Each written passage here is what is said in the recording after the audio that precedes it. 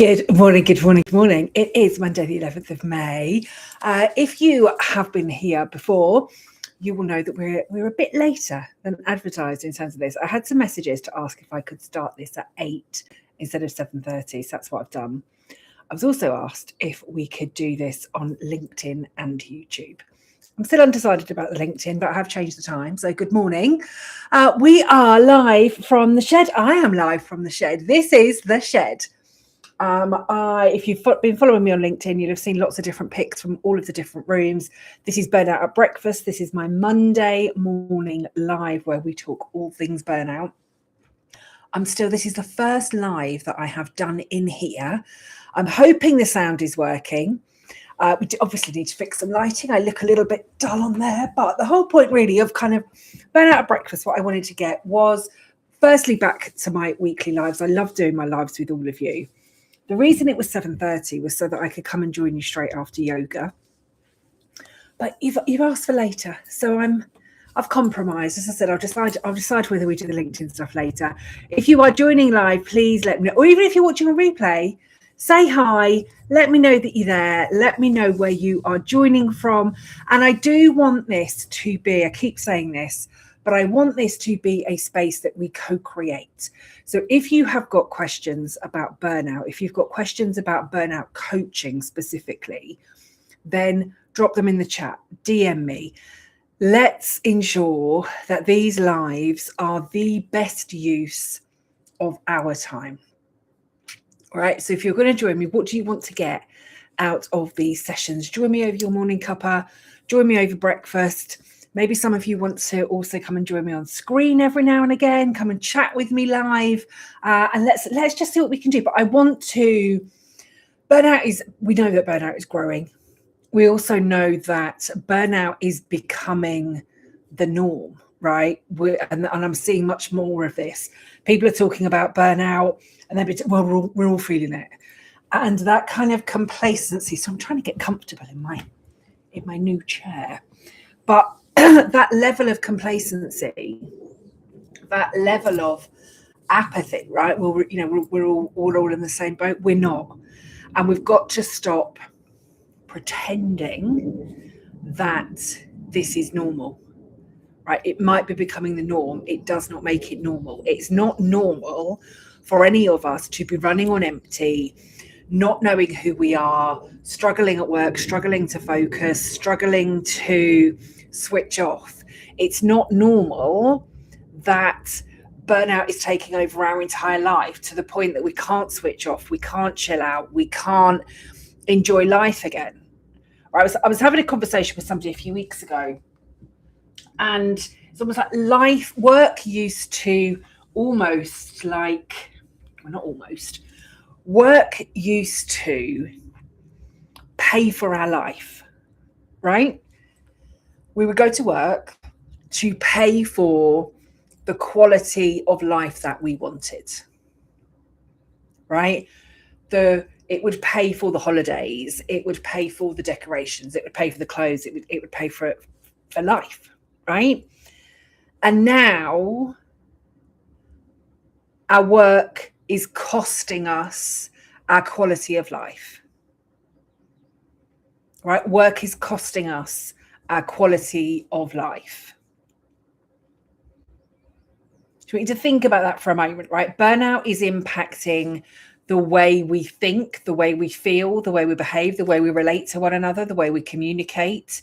It's impacting our finances. It's impacting our worldview. It's impacting how much time we have to spend with loved ones. It's impacting how much we know and understand ourselves. It's impacting our hobbies. How much of, do we go to the gym? Do we not go to the gym? Might not be gym, right? Maybe it's photography or kayaking or paddle seems to be the latest thing at the moment, right? But burnout is stealing the quality of life that we have. Again, the reason that I am so passionate about this, my first burnout made me really seriously ill. Really seriously ill. To the point that I developed lifelong chronic health conditions as a result of that first burnout. My second burnout nearly killed me. And yet It was the death of the woman that replaced me in my C-suite role that really forced me to make some changes, to wake up and be like this is not good enough, right? So this needs to change. I need to change. I need to be doing something different.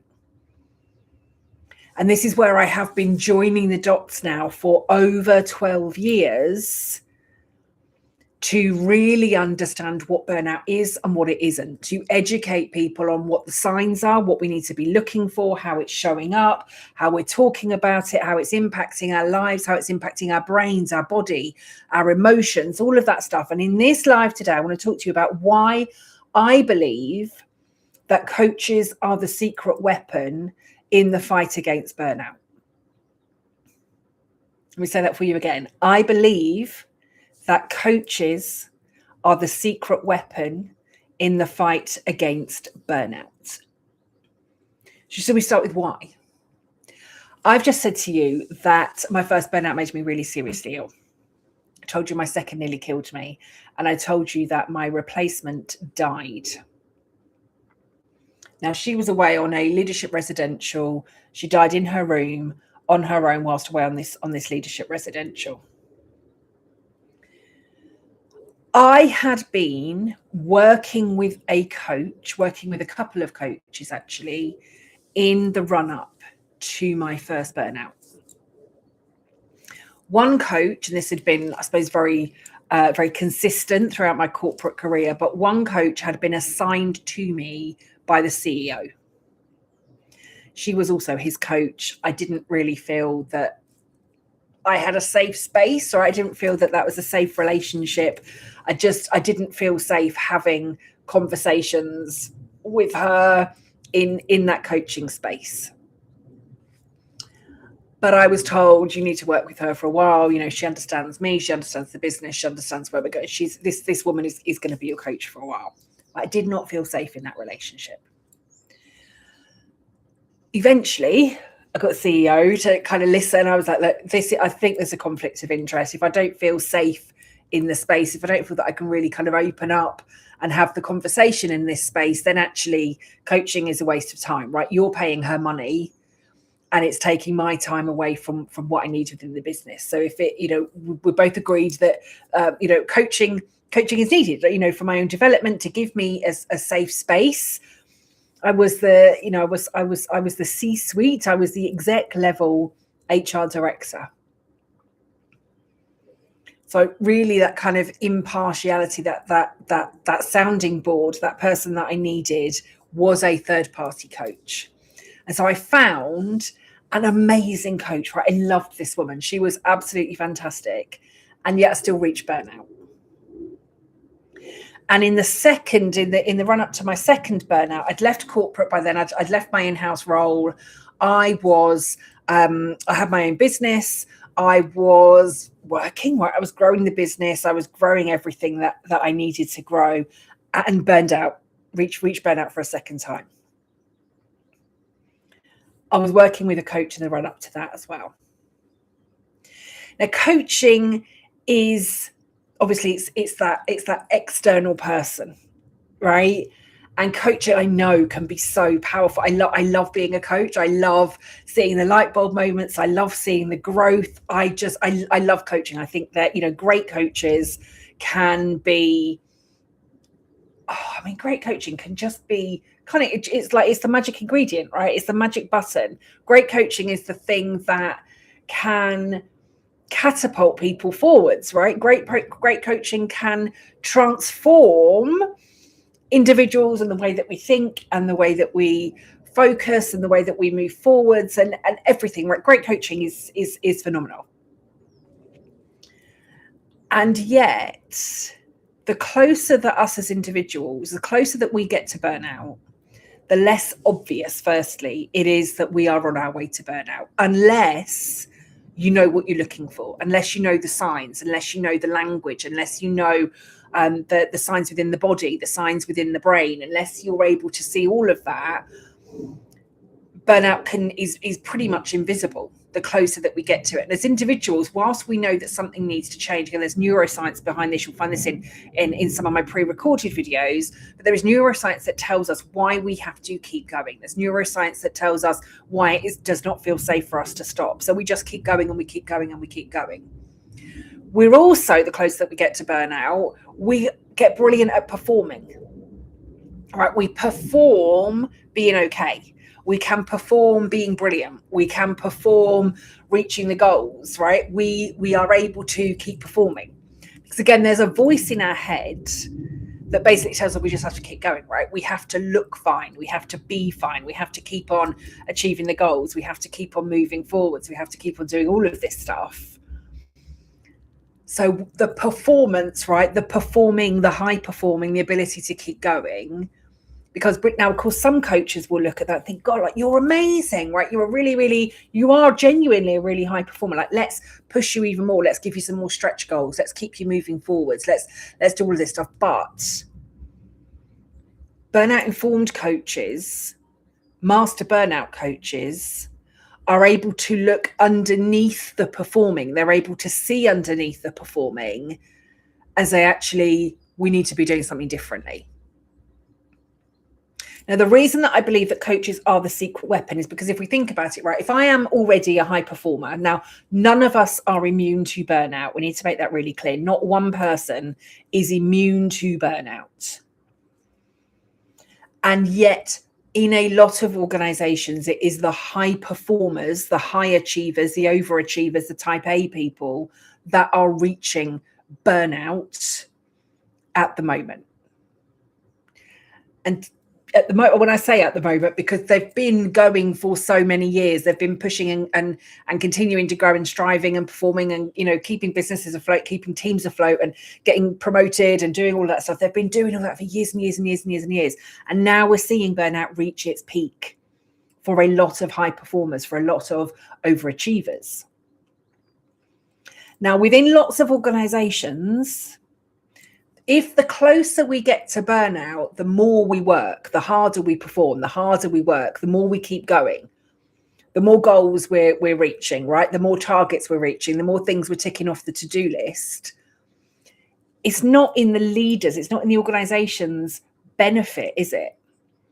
For them to say, hang on a minute, Kelly, I'm really worried about you. I think we need to, you know, take our foot off the gas a little bit, because the organization is getting everything that they need. Now, I'm going to caveat this here by saying I know, and I know this because I have coached leaders that this has happened to. I know there are leaders out there. I know there are CEOs out there. I know there are leaders out there. I know there are organizations out there that genuinely care about their people. And I've had the phone calls and I've had the emails to say, Kelly, I'm worried about this leader. I'm worried about this director. I'm worried about this person. I'd really love for you to coach them. Like, can you have a conversation with them? What would that look like? Right. I want that to happen as coaching. So some in organizations where there are great cultures, where there are leaders that care, the leaders are saying, I'm genuinely worried about Kelly. Can they come to you for coaching? But if we've got toxic, unsustainable organizations where the culture isn't great, where the leadership isn't great, burnout, nobody cares. And I still see it, right? I've coached over 700 leaders over the last 12 years, right? I've coached over 700 leaders through burnout. Lots of them that come to me as a result of burnout. And they've seen 2, 3, 4 people within the organization reach burnout. In toxic cultures, the leadership team, the board are still refusing to say that burnout is a thing within the organization. They're still saying it's due to a lack of resilience for some of those individuals. It's the individual's fault that they reach burnout, because burnout doesn't happen within this organization. But at the same time, the business is benefiting from the overperforming, the overachieving, the continued goals that are happening within that organization. So if we think about it from that perspective, right, it's not in the best interests of organizations, it's not in the best interests of leaders to call burnout out and say, actually, we need to do something about it. Because they're getting the work done, right? The stuff is happening until those high performers, until the people reach burnout. And then it's either lots of long-term absence. It's long-term absence and or resignations.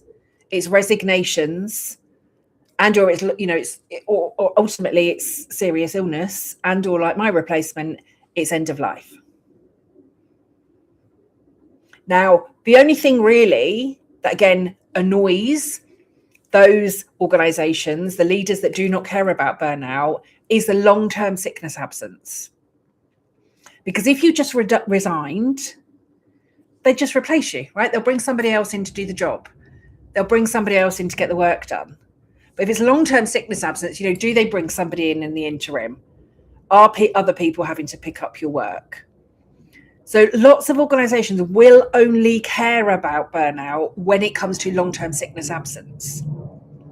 Now, the reason that I believe that coaches are the secret weapon in the fight against burnout is because if coaches are able to see what leaders refuse to see, if coaches are able to identify the performing in the coaching sessions, right? If coaches are able to look at an individual and say, hang up, like there's something going on here, and stop burnout, right? Prevent burnout, because they're seeing the early warning signs. They're seeing the red flags in ways that nobody else can.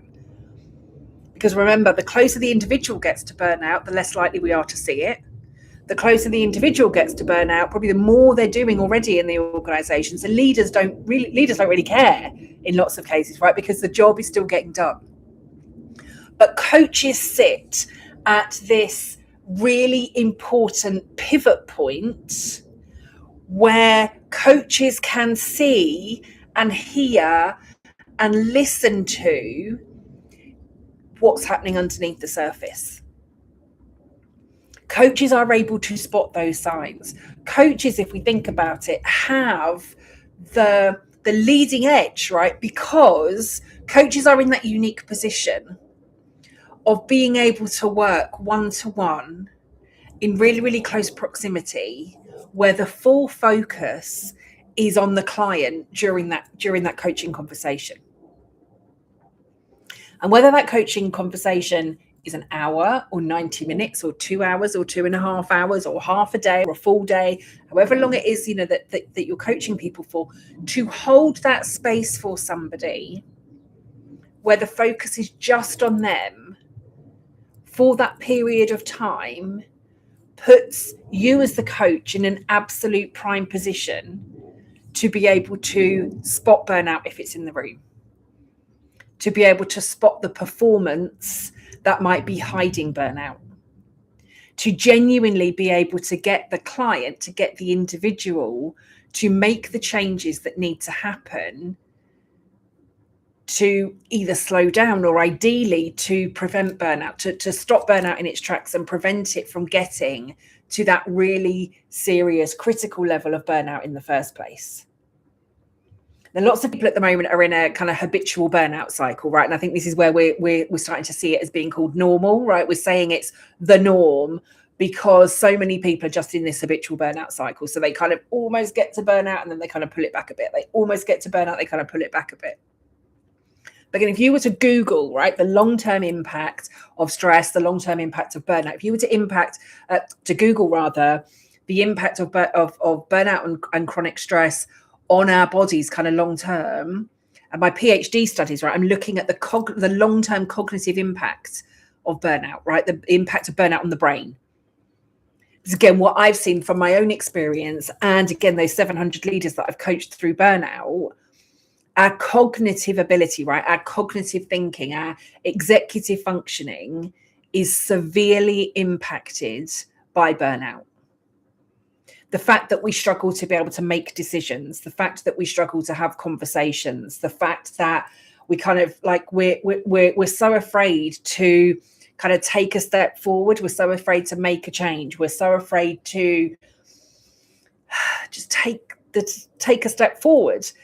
Now, of course, some of that is because we're worried that if we kind of move forward, we'll end up back at burnout. If I do this, I'll end up back at burnout. If I do this, I'll end up back at burnout. If I am successful again, I'll end up back at burnout.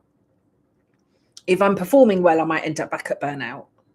But there is also something around, like, it seriously impacts our decision making. And I want to understand like how long that impact might take. That ultimately what I want to get from my PhD studies is to really understand how coaching can prevent and or aid the recovery of those of us in burnout if we are able to change the way in which we coach. Now, kind of, I've said this before. If we're still coaching, if you're still coaching like it's 2019, then we have an issue. And some people will say to me, like, what do you mean by if we're coaching like it's 2019? 2019, right, pre-COVID times, the world looked very different. We felt very different. We were working very differently. And if we think about it, since 2020, we've almost gone from kind of world crisis to world crisis to world crisis to, kind of financial difficulties to financial difficulties to financial difficulties. So again, it's no wonder that lots of us go, well, kind of here we are again. Yeah, we're still there's still stuff going on, all over the world that we can't cope with. Right, we just like, this is just what we've got to put up with now. And for some people that is true. For some people are genuinely really, really struggling.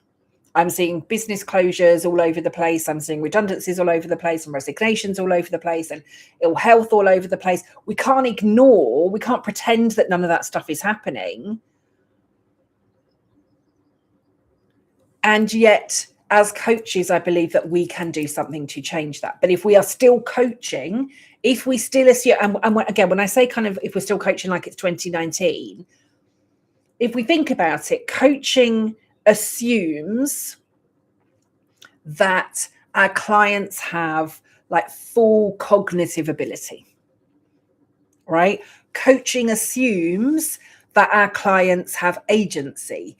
Coaching assumes that our clients are able to make decisions and take action and set goals and keep moving forwards. That's what our coaching training tells us. Our coaching training assumes that, kind of everybody is coachable.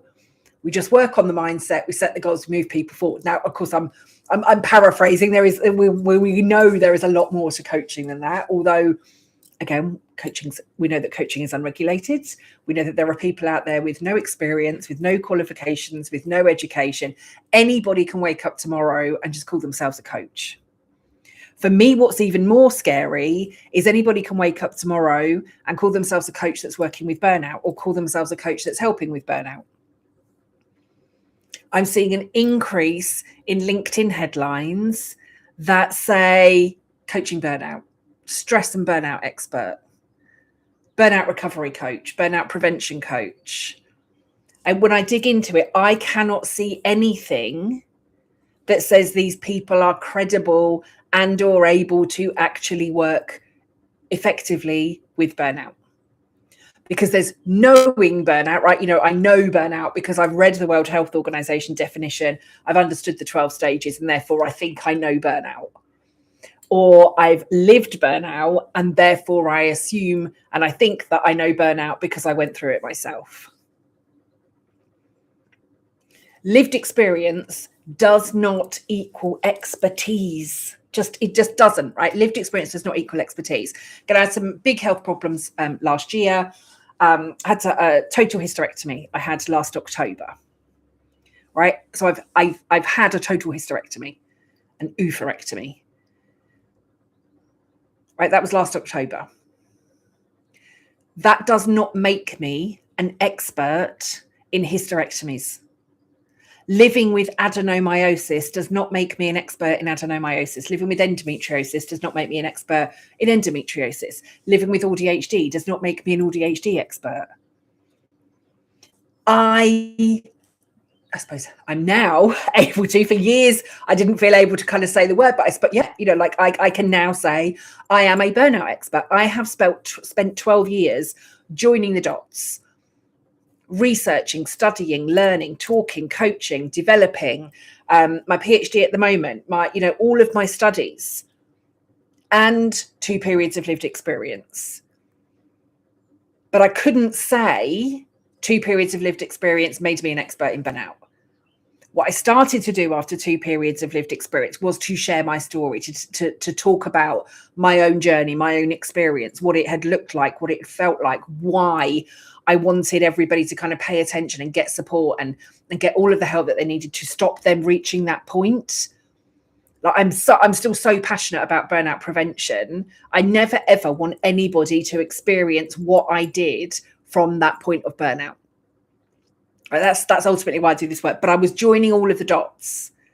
I've gone past just the psychology of burnout, which is what a lot of these definitions have come from.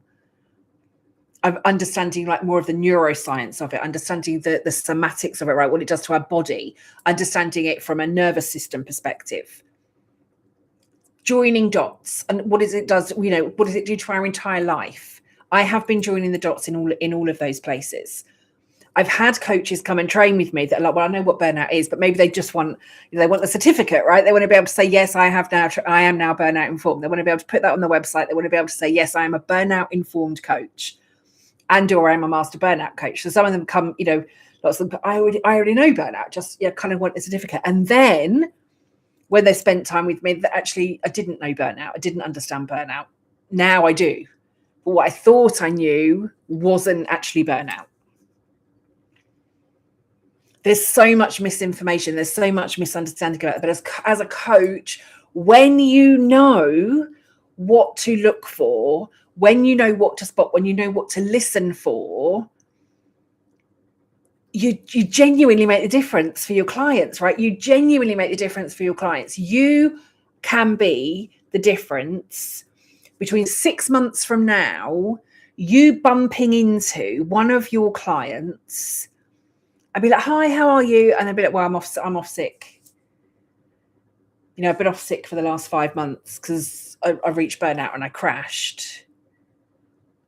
You know, just I don't feel the same. You know, I don't know if I want to go back to work. I don't know if I can go back to work. I don't know if I want to start my own business. I don't know if I want to look for a new job. But yeah, I've reached burnout. I'm currently off sick.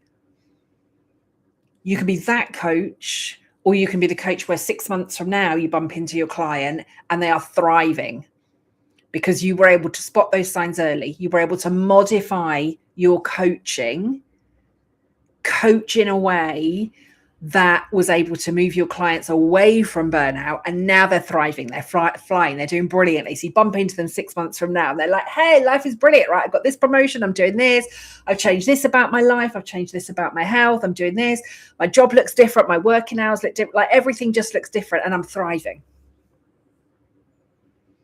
So you can be the coach where 6 months from now your clients are at burnout, or you can be the coach where 6 months from now your clients have completely prevented it and they are living their absolute best lives ever. And you get to choose which type of coach you want to be. I know without a doubt that if my coaches had been able to spot and understand the signs of burnout, I know that I wouldn't have lived with as many difficulties and challenges as I have over the last 12 years. I know if my coaches had been able to spot it, I could have prevented burnout, could have avoided burnout. The last 12 years of my life could have looked totally and utterly different if my coaches had been able to spot and understand burnout. I suppose that's my question, that's my challenge, that's my invite for you today. Do you want to be the coach that can spot it and actually see your clients thrive?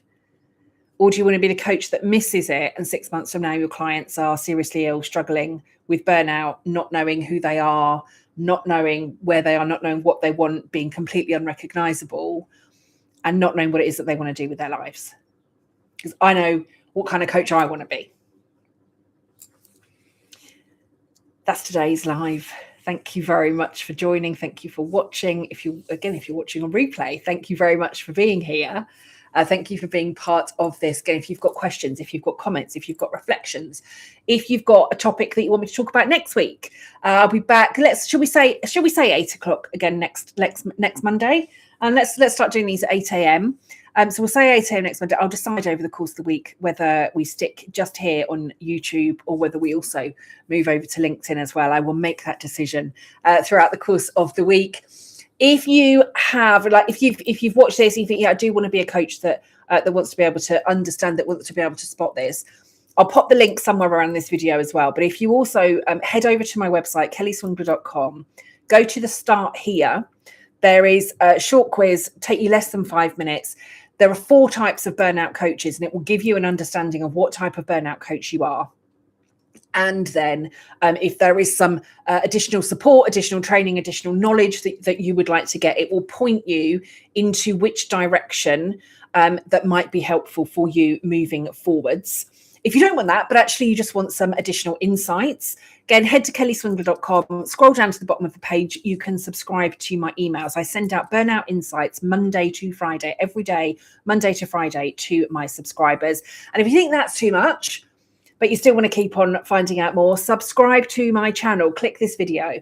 There is Burnout at Breakfast live every Monday. And then Thursdays, there is my, I suppose my topic of the week, a kind of 10-minute video, my topic of the week that comes out to you every single Thursday. So hit subscribe, give it a like. And if there is anybody else that you think might benefit from hearing me, from listening to me, from subscribing to any of my work, share it with them as well.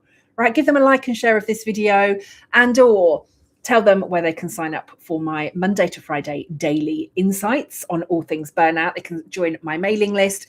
You can connect with me on LinkedIn, subscribe to this channel, and as I said, head to kellyswingler.com, click the start here, and find out what type of burnout coach you are.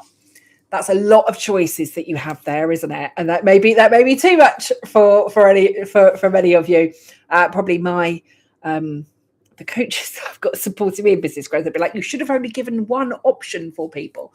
I like options. I like variety. I'll try and link everything in the comments for you. So if you want to find out what type of burnout coach you are, kellyswingler.com, start here. I will also attach the link in the comments. If you would like email insights, scroll to the bottom of the website, sign up for my email insights. You can connect with me on LinkedIn, and or if you want more of my videos, more of my insights, if you want to let me know what you want me to discuss next week, hit like, hit subscribe. Let's co-create this space together. Let's do everything that we can to stop burnout in its tracks. I genuinely believe that burnout ends with awareness. And the more of us that truly understand what burnout is, the better chance we have of stopping it. I'm Kelly Swingler. I am the burnoutologist. I train master burnout coaches and burnout informed coaches in the Burnout Academy. Thank you very much for joining me. Thank you very much for watching. Thank you for liking and sharing and subscribing and all of that. Go and have an amazing rest of the day. I'll be back here live next Monday, 8 a.m. I'll see you then. Take care. Bye-bye.